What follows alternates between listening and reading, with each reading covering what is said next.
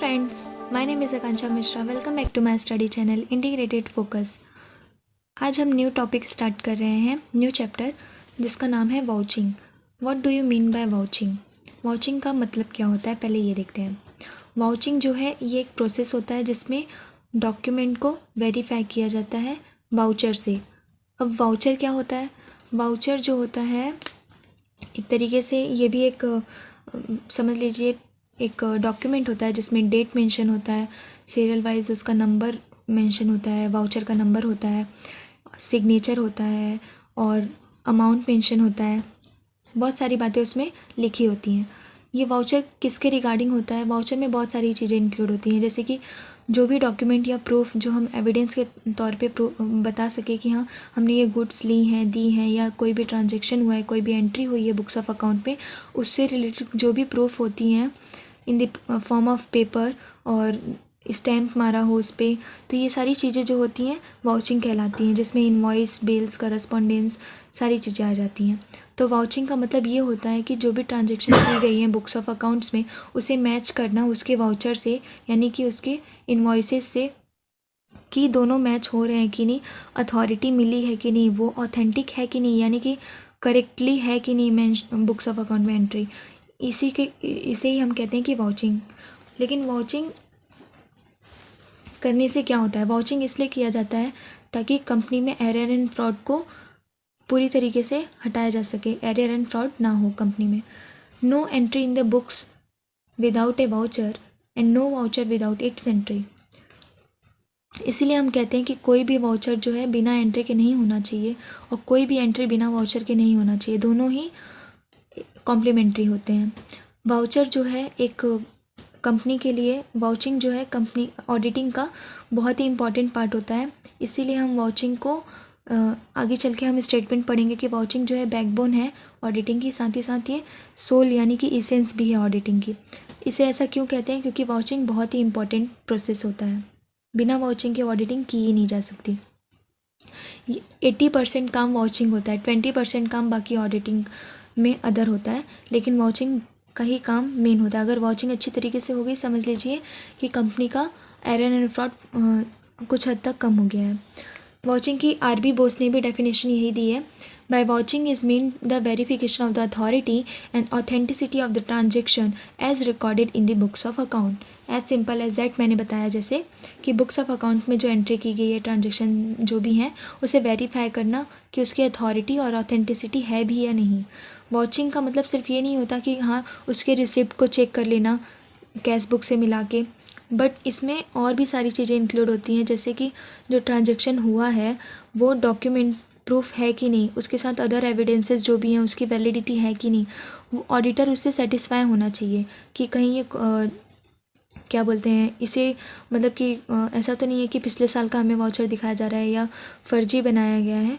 वो प्रॉपर मतलब लीगल है कि नहीं, उसका ट्रांजैक्शन प्रॉपरली ऑर्डर में किया गया है कि नहीं. ये इसकी डेफिनेशन जो है डी पॉला ने दी थी कि वाउचिंग जो है it is more than date, मतलब कि इंस्पेक्शन के अलावा भी इसमें बहुत सारी बातें इंक्लूड होती हैं. हमने तभी बताया था कि वाउचिंग इसलिए कराया जाता है ताकि कंपनी का जो फ्रॉड एंड एरर है वो डिटेक्ट हो सके, प्रिवेंट हो सके. Now you can see that here all transaction connected with the business have been recorded in the books of account and nothing pertaining to the business has been left as unrecorded. यानी कि जो चीज़ें business से related हैं वही चीज़ें accounts में दिखाई गई हैं. ये चीज़ें देखना कि कोई भी ट्रांजैक्शन ऐसा तो नहीं है कि जो हुआ है और रिकॉर्ड ही नहीं किया गया है. तो ये सारी बातों का ध्यान रखने के लिए वाउचिंग की जाती है कि वाउचिंग का मतलब कि अगर प्रूफ है तो एंट्री क्यों नहीं है, और अगर एंट्री है तो प्रूफ क्यों नहीं है.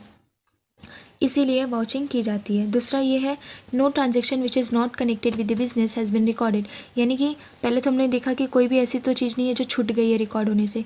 फिर हम देखते हैं कि हम इसलिए भी वाउचिंग करते हैं कि कोई ऐसी चीज़ रिकॉर्ड हो गई है जो कि बिज़नेस में हुई ही नहीं है, यानी कि कुछ एक्स्ट्रा चीज़ें दिखा दी गई हैं जो कि बिज़नेस से रिलेटेड नहीं है.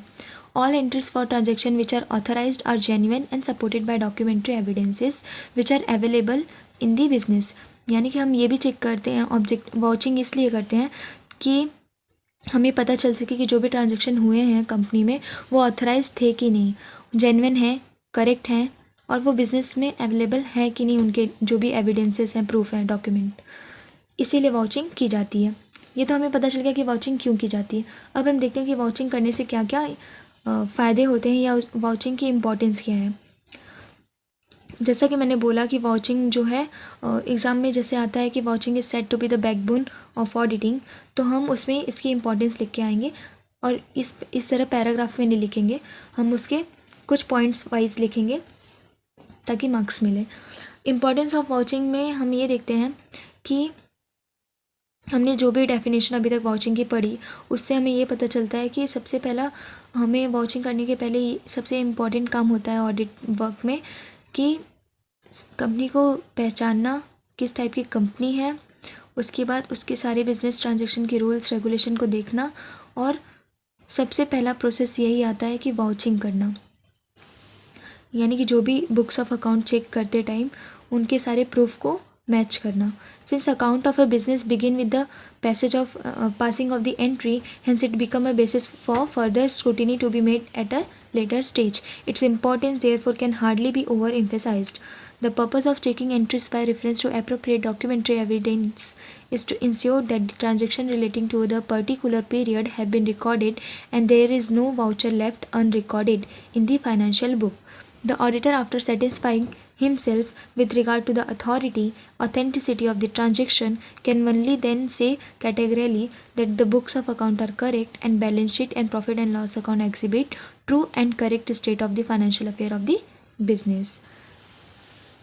मेन एम वाउचिंग का जो होता है, यानी कि वाउचिंग करने का जो उद्देश्य होता है, ऑब्जेक्ट, ये सारी तीनों बातें जो हमने अभी देखी वही यहाँ पे लिखी गई हैं दोबारा कि यही इसकी इम्पोर्टेंस भी होती है।